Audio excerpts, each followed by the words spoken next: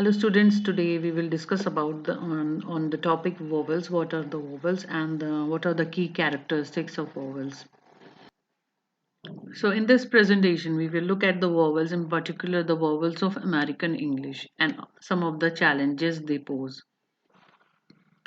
So vowels are characterized by four features: lip position, muscle tension, tongue height and tongue advancement.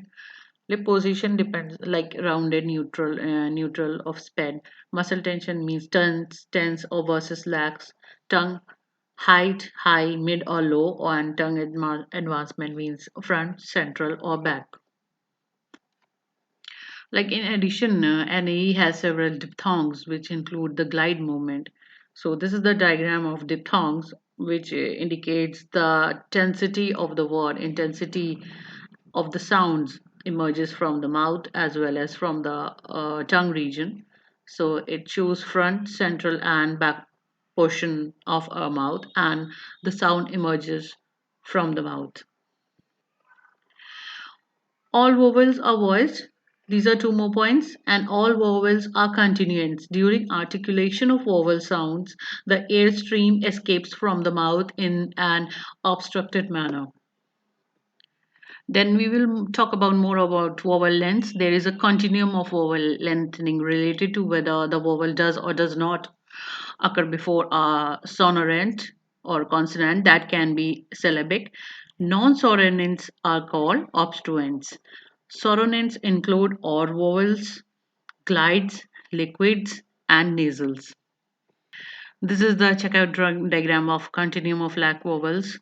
The longer the voice and the shorter the voice. Final voiced sonorant consonant, obstruent consonants, and voiceless consonants. So it shows the difference in between the length and the intensity of the word which has been spoken by the mouth. Again, continuum of lax vowel. These are some more words: pa, pod, pot, law, lord, loss, in a longer as well as in shorter forms. Now, these are the vowels and as well as diphthongs, longer and shorter, and it shows the differences between the words which has been um, portrayed and intense by the mouth and what we speak about specific word, the voice methods, and the sound emerges from the tongue as well as the mouth from the final voice consonant, obstruent consonants, and voiceless consonants. Now again, these continuum of tense vowel and diphthongs in between the longer and the shorter period. Coloring occurs when it follows a vowel and it occurs in the same syllable. So the impact of coloric of both is vocalic. So what happens to the vowel?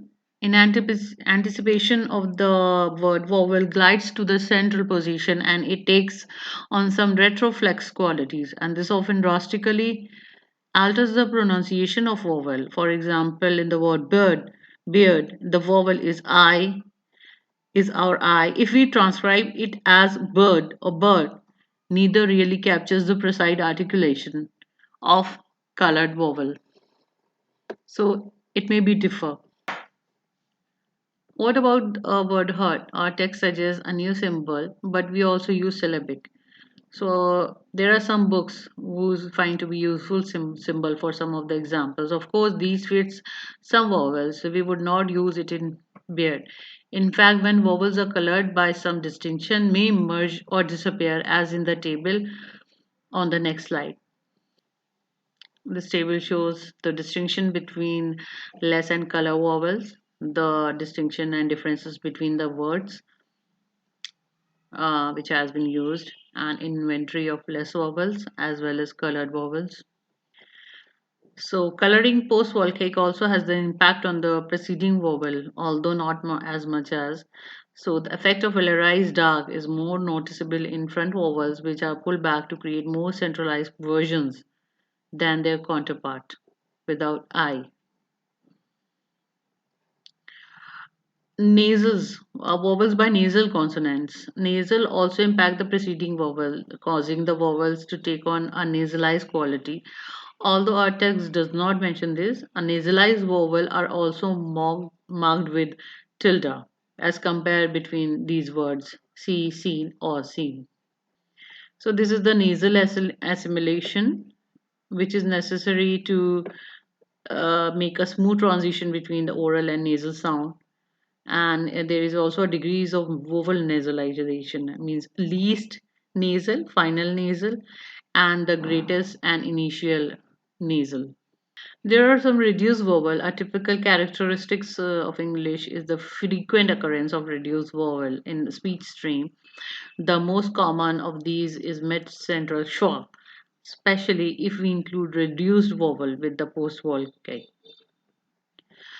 However, reduced vowel is not only the sound form from in unstressed syllable, they are also reduced version of I, O, U.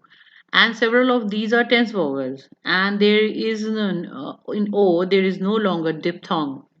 In all cases, these front and back vowels become more central due to lack of stress. So, the additional unstressed vowel of NAE, there is a proper difference you can see between the words I, O, and U.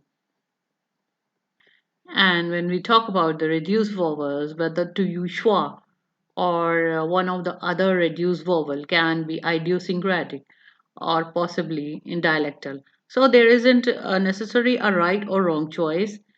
And unstressed vowel occur in multisyllabic words and function words. So these function words include article, preposition, on, off, at, into, copula, be, am, are, auxiliary verbs like is, was, has, have, can, will, would, etc. It includes pronoun as well, he, you, his, her, them, are, that, etc. It includes conjunctions and, but, or, as, than, and conditionals if, and articles again the, an. Again, preposition of, on, at, in, to, etc. And it focuses more functions on word as well.